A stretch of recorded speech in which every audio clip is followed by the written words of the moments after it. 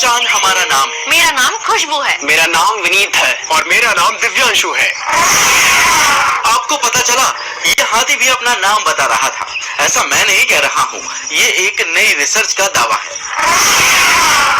दावा है कि हाथी भी अपने साथियों का नाम रखते हैं और उनके नाम से उन्हें पुकारते भी हैं। साथ ही ये मरे हुए अपने बच्चों को दफनाकर उसका अंतिम संस्कार भी करते हैं। हाथियों पर ये दोनों ही बातें हाल ही में हुई 2 रिसर्च में सामने आई। आज भास्कर एक्सप्लेनर में जानेंगे रिसर्च में ये कैसे पता चला कि हाथी एक दूसरे को कैसे पुकारते हैं, साथ ही उन्होंने अपने बच्चों को जमीन में कैसे दफनाया। नॉर्मली हाथियों की आवाज तेज तुरही यानी ट्रम्पेट की तरह होती है।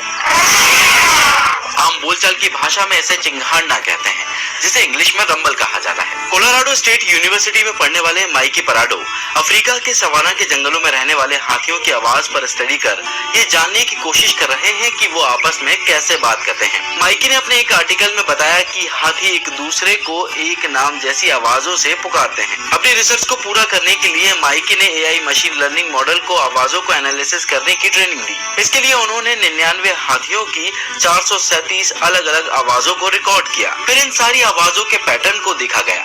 जानकर हैरानी होगी कि एआई मॉडल ने हाथियों की सभी 437 आवाजों में से 27.5% यानी करीब 120 आवाजों के रेसिपिएंट्स को सक्सेसफुली पहचान लिया। हाथियों की कॉल्स में कई मैसेजेस थे, जिन आवाजों से टीम को महसूस हुआ कि इसमें रिसीव करने वाले हाथियों का नाम भी शामिल है। उन्हें टेस्टिंग के लिए इस्तेमाल किया गया। अब बारी थी प्रैक्टिकल की। 17 हाथियों को पहले उन कॉल्स यानी आवाजों को सुनाया गया, जिसमें टीम को लगता था कि उन हाथियों का नाम शामिल हो सकता है। इन कॉल्स यानी आवाजों को सुनकर 2 हाथी सोर्स तक जल्दी पहुंचे। साथ ही हाथियों ने आवाज के रिस्पॉन्स में आवाज भी जल्दी दी। औसतन हर हाथी आवाज के सोर्स तक 128 सेकंड पहले पहुंचा, 87 सेकंड जल्दी आवाज दी और बदले में औसतन 213 गुना ज्यादा आवाज की।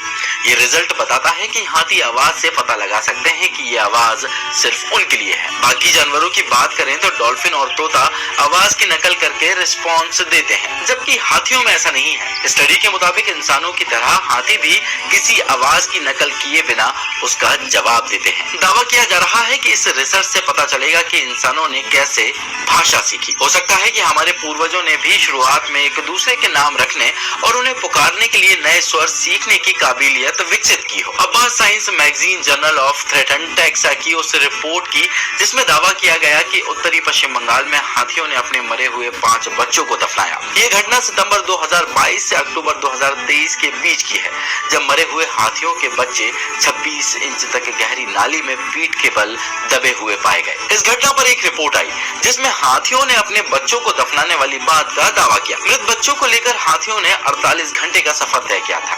गांव वालों के मुताबिक दफनाने के बाद सभी हाथी 30 से 40 मिनट तक चिंघाड़ते रहे। बच्चों का सिर और धड़ मिट्टी में इसलिए दफनाया गया कि उनके शव को कोई जानवर ना खा पाए।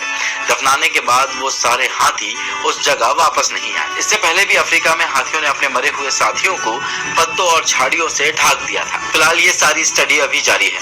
इसके पुख्ता होने के कोई सबूत नहीं है, पर दुनिया भर में इंसानों के साथ हाथियों का तालमेल बताता है कि वो कितने संवेदनशील और भावनात्मक जानवर हैं। ऐसी और भी वीडियोस को